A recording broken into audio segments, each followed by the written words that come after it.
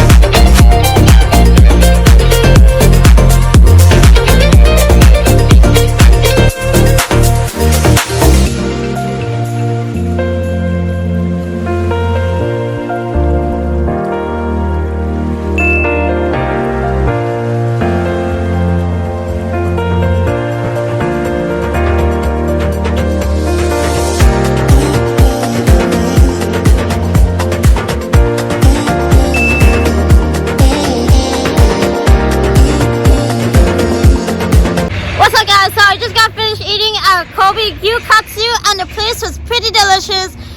The best part of this restaurant was you get to grill your own meat, which was pretty fun and exciting. Be sure to hit that like button and be sure to subscribe button as well. Till next video, next eating, be sure to check out this place out when you can because it's pretty fun, and I'll see you guys next time. Let's go.